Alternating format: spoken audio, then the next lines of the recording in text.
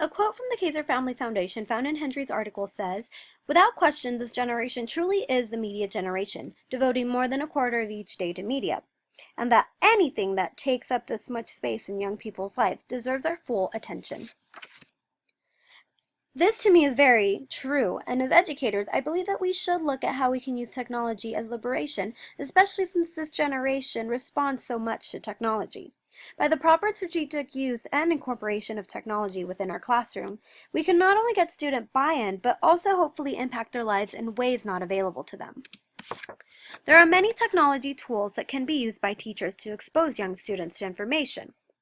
Among these are the use of television in the classroom, photography, classroom blogs, social media, such as Facebook or Twitter. Some students may not have proper access to information that is out there, or may not simply know how to access it.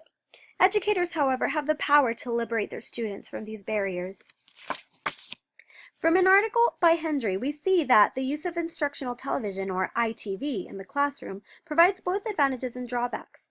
ITV has different categories that function differently in the classroom, such as distance learning, broadcasting programming, and programming designed for the classroom. Do these characters ring a bell to you?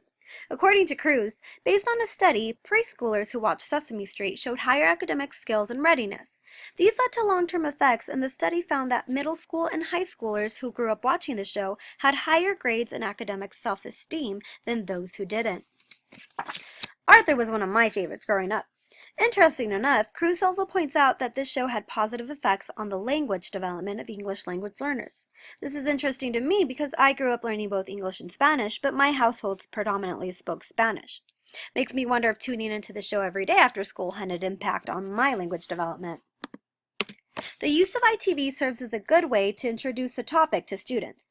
To me, I think it would spark their interest and hopefully their curiosity in the topic. However, the teacher's guidance and instruction is still key. According to Hendry, shorter programming was of higher value and greater impact, and that video proved most useful when used to support rather than replace the teacher. I can admit I can notice when I start to lose student interest when a lesson becomes long with information overload. This could be true with even instructional television. Instead of running a program all the way through, teachers should be mindful of what chunks to show at a time. Because the TV does not provide the full lesson, the educator is the one who ultimately has the key in guiding the students through it all. Besides ITV, there are tools such as smart TVs, Apple TVs, and smart boards. And besides being eye-catching to the adults and young students, I like that these tools address learning in a different way. And these tools lend themselves to Gardner's concept of multiple intelligence, and addressing and considering the different learning styles of students is also very crucial within education. Another huge thing about these tools is that information can be accessed that has a better chance of being current.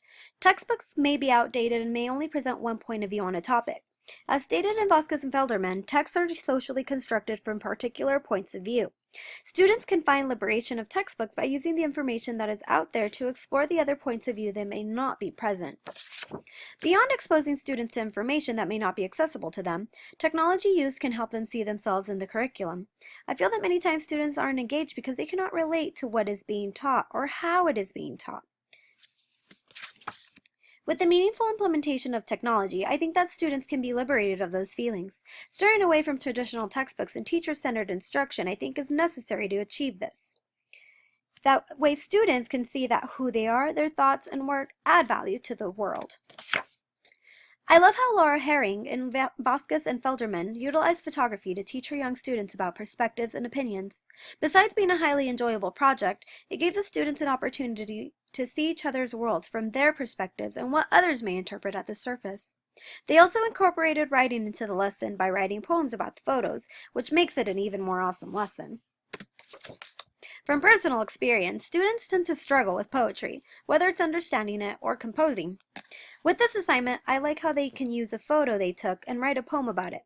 And because it's a picture that the student took, it's going to have meaning to them. Another classmate, however, may not interpret it the same way or even understand it because they have different perspectives, they have different experiences and opinions. And that lesson to me can lead to so many deep teaching points. This project stands out to me as well because I think of how it could impact my class if I were to try it.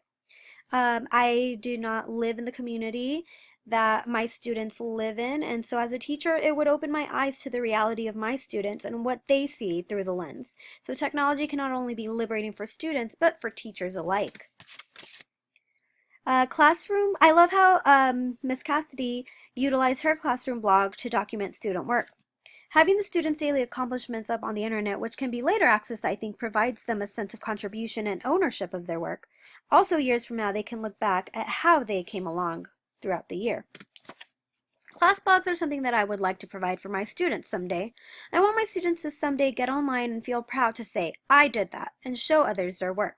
I think students need to see that their learning can be displayed in a funny way while using the technology that they are already familiar with. In regards to social media, I never imagined that Facebook and Twitter could be used within an educational setting. I deleted both my personal Facebook and Twitter about a year ago, just because I wasn't really getting much of it.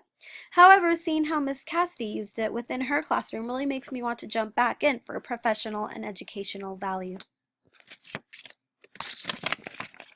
By using Twitter to connect with other classrooms, it shows the students that their learning and contributions aren't just limited to the classroom, but that the students can reach out to a bigger world. As Ms. Cassidy mentions, it's learning and empathy that the students couldn't otherwise have. Many social justice issues could be addressed and discussed with the help of social media. In conclusion, technology is a tool that can be used to raise awareness, start conversations, find answers, and to make a difference. I hope that in the near future there is more professional development for current teachers on how they can use all these tech tools and make education meaningful and significant for our students.